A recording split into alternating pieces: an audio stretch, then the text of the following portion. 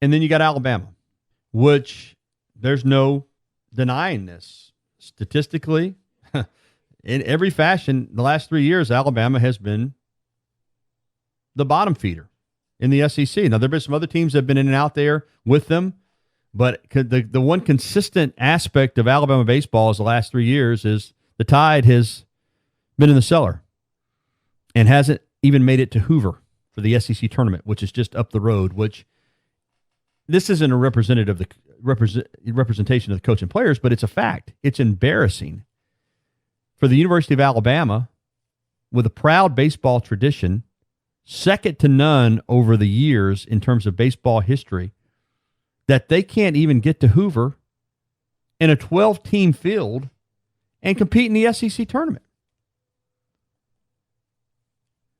Now the challenge is, can Brad Bohannon change that?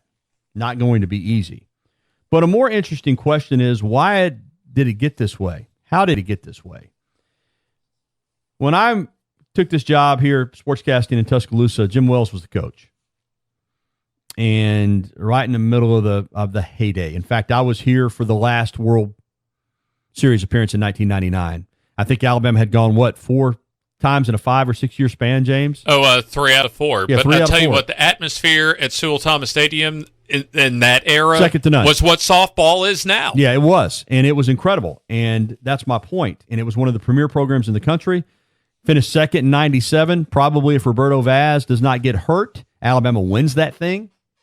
They were right there with LSU as far as being the top team in the league.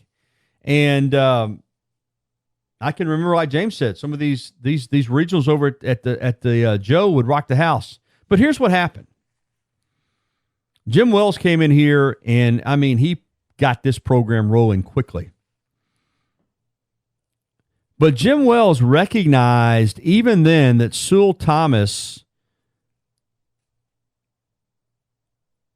was going to need to be renovated at Alabama Park. Now, they did a few touch-up things. They added some bleachers down the outfield. But let's be honest.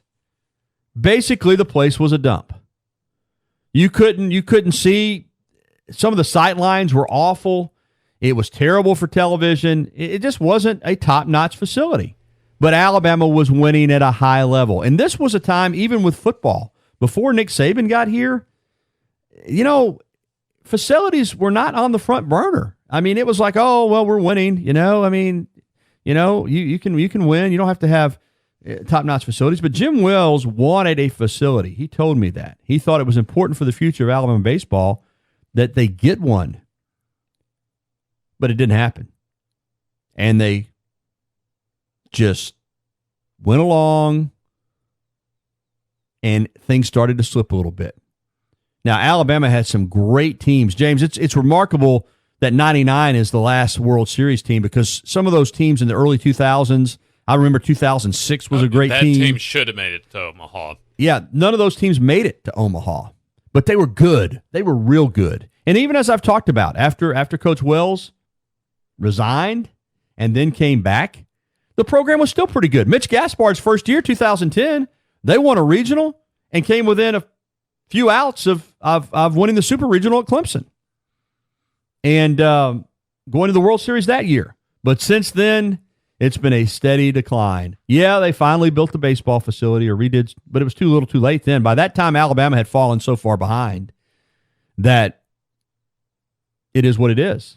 But had this baseball facility been redone in, say, 2002 or 2003 or 2004 or 2005, I don't think there would have been the drop-off that there's been. Alabama needed a facility, and they didn't get it. And Jim Wells was frustrated by it. I think that's one reason that he quit the first time and then came back. He wanted to come back and make sure, I think, that he left the program the way that he wanted to leave it and basically get Mitch in position to kind of be a coach in waiting. But he was frustrated because of all the winning and all. You remember, James, they would host a regional. They didn't even have an area to do interviews. They either had to put up a tent or walk across to the Malmore facility. Remember that?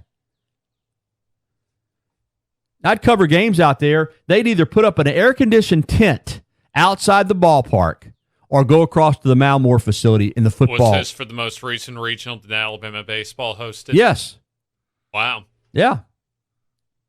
Because that facility was just outdated and could really not accommodate the type of atmosphere you have for postseason baseball. Nothing that can be done about it now, okay? And this facility, Sewell Thomas, is very nice. And earlier in the show, I talked about Alabama still not being at the top as far as facilities in baseball. That's just the reality. But it's a good facility. It's plenty good enough to win. But it was too little too late. And now you're battling just to get to Hoover. I mean, I said going into this year, if Alabama could get to Hoover, even if they were the 12th team to qualify, it would have been a success. They couldn't do it. In fact, they went from 8-22 to 7-23. Now, I hear a lot of people saying, and I do think Brad Bohannon knows how to recruit. I don't have any doubt about that. I mean, look at what he, when he was with John Cohen at Kentucky, what they were able to do. He recruited a lot of these players that Butch Thompson's gone to the College World Series with at Auburn. But where Alabama's at, you are kind of what your record says you are, and you're not going to go from 7-23 to 23-7. It isn't going to happen. So next year, you're hoping maybe James again. I mean, to get to 10, 12, 14, who knows, maybe even 15 wins. If you could finish 500 and get yourself to Hoover and possibly be in position just to be in the conversation for a regional. Alabama needs that. The baseball program needs that. The fans need that. Because I'm telling you, there's no guarantees it's going to happen next year. I think most people thought it would happen this year. And I do think there's some patience here because the good Alabama baseball fans understand where this program's at. But it's going to be tough, man. I mean, you look at who you're behind and how many teams you're behind. And look at the record. And everybody says, well, Alabama handled their midweek games. They did.